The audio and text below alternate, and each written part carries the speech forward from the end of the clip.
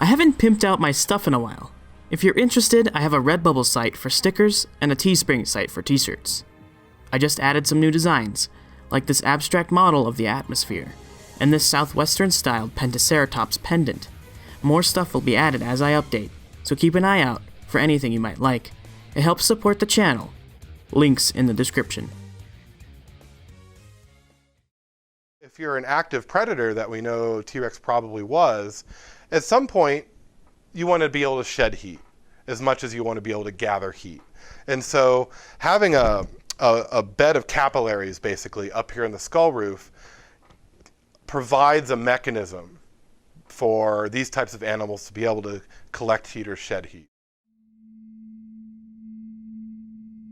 Dinosauria is an incredibly diverse group. To simply lump all dinosaurs together in one group as cavalierly as many people do is to completely overlook the vast chasms of evolutionary time and space which separates the theropods, sauropods, thyreophorans, ornithopods, and marginocephalians. They were the dominant terrestrial organisms for around 170 million years, and filled many different ecological niches which are today taken by a cornucopia of unrelated lineages. This means each group was doing something differently from any other group, and a recent study has suggested a large amount of the non-avian theropod lineages developed a neat way to keep their cool, inherited from their archosaurian ancestors.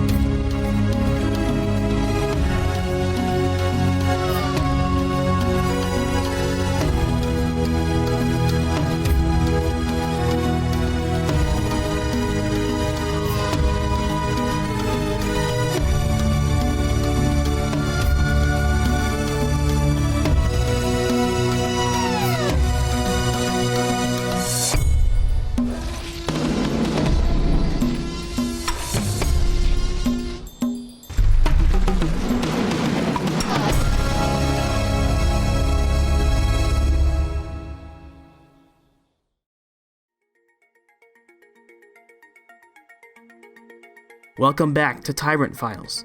You were expecting the next video in this series to be about soft tissue of Tyrannosaurus. However, a new study using fossils of the tyrant lizard posits a new hypothesis in regards to the soft tissue of not only the tyrannosaurs, but most theropod dinosaurs and their crocodilian kin. Oddly enough, this new development in the Tyrannosaur story fits in with the study of soft tissue I was originally going to delve into. The topic of how the dinosaurs reached their physiological needs is complicated and controversial. Were they cold-blooded? Warm-blooded? Something in between? This video will not delve deeply into this topic, since this new information regards a very specific technique used by specific groups of dinosaurs to keep their heads cool. Whether or not the dinosaurs as a whole were warm-blooded endotherms, cold-blooded ectotherms, middle ground mesotherms, or a multitude of differently developed ways of processing energy to power the body, the non-avian theropod dinosaurs share a suite of characteristics within their skeletons and their family tree which points them more towards the direction of true warm-blooded endothermy. Unlike them are their living relatives, the crocodilians. Dinosaurs, as you may know, sprouted from crocodilian-like ancestors known as archosaurs. Alongside them were the ancestors to the true crocodilians we see today. The living crocodilians are cold-blooded ectotherms. This means, in order to warm up their internal body temperature to perform daily biological tasks, they must first absorb their energy from the surrounding environment in the form of direct solar radiation, or indirectly from sun-heated objects. It is at this point that we switch courses. I just gave you the required information on crocodiles. We'll be back to look at them later. Dinosaurs, whether theropod or not, are diapsids. This term refers to the number of holes in the skull. Aside from the nostrils and eye sockets, there are holes behind the eyes with varying uses. Anapsids are animals which have no holes, and synapsids are animals with only one. It was previously thought that dinosaur jaw muscles attached to the lower jaw and then shot straight up into the holes of the back of the skull. At that point, the muscles were thought to invade the bony holes and fill them up completely, like the rippling pair of muscles on the back of a bulldog's head. These were assumed to have allowed the group a stronger bite. A group of scientists charged with investigating this previously accepted hypothesis have found something a little different. Dr. Casey Holliday of the University of Missouri, along with co-authors Dr. William Porter of Ohio University, Dr. Kent Vliet of the University of Florida, and world-renowned dinosaur CAT scanner and soft tissue researcher Dr. Larry Whitmer, took CT scans and combined it with observational data and dissections to look for any signs of how the muscles of the jaw attach to the roof of the skull. Lead author Dr. Holliday stated, "It's really weird for a muscle to come up from the jaw, make a 90-degree turn, and go along the roof of the skull. This is what got the study going in the first place.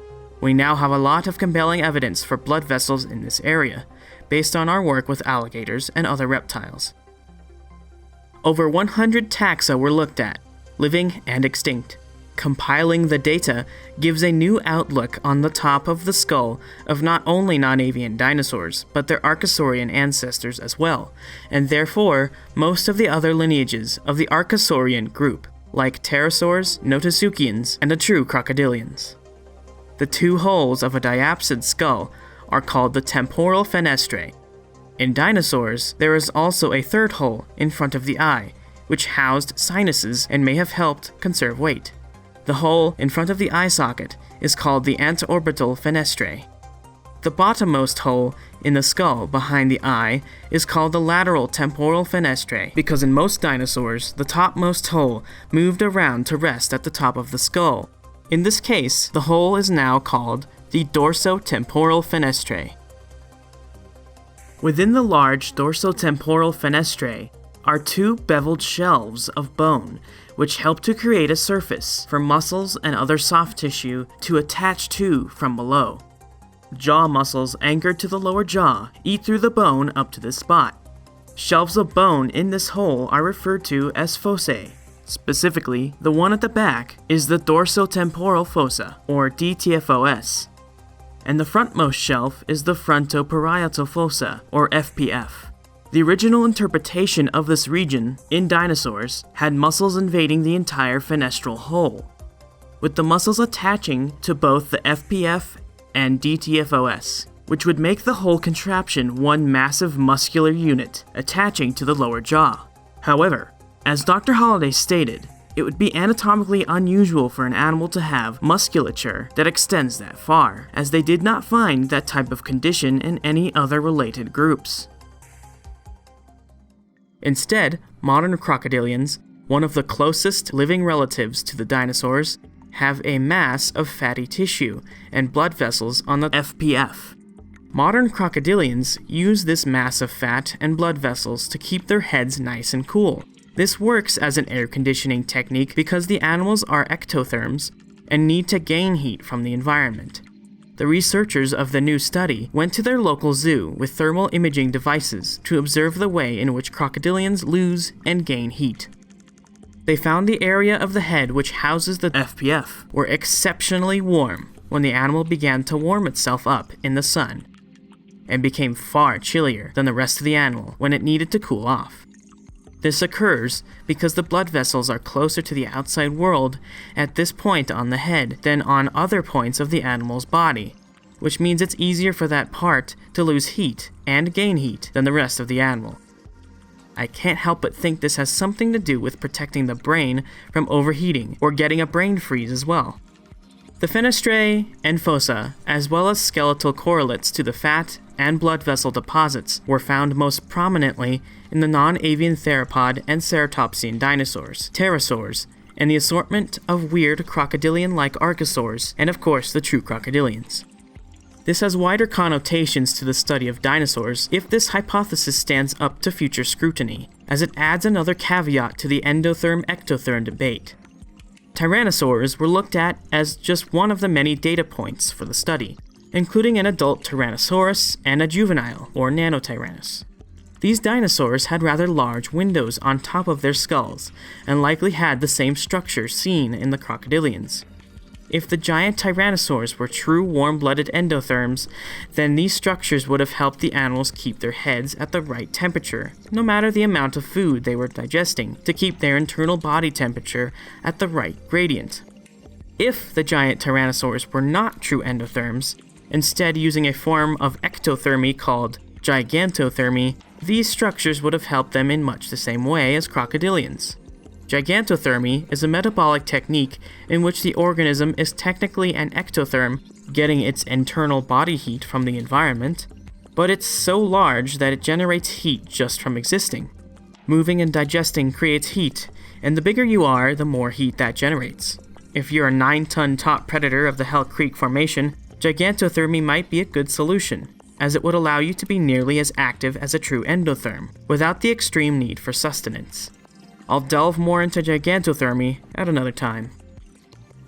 This dorso-temporal air conditioning structure, prevalent in theropods, may have correlations to the crests and lumps seen on the faces of many of these carnivorous dinosaurs.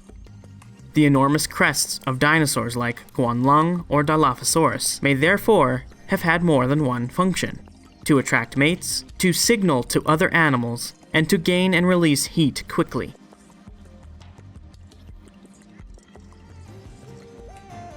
What anatomical marvels, previously held idea-breaking discoveries, or morphological mysteries might be found on the cutting edge of dinosaur science?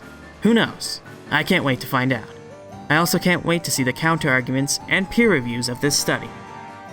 I'd like to shout out paleoartist Brian Eng for his wonderful illustrations he made for the study. I recommend you go check out his video on this topic as well. He did an awesome job. Link in the description.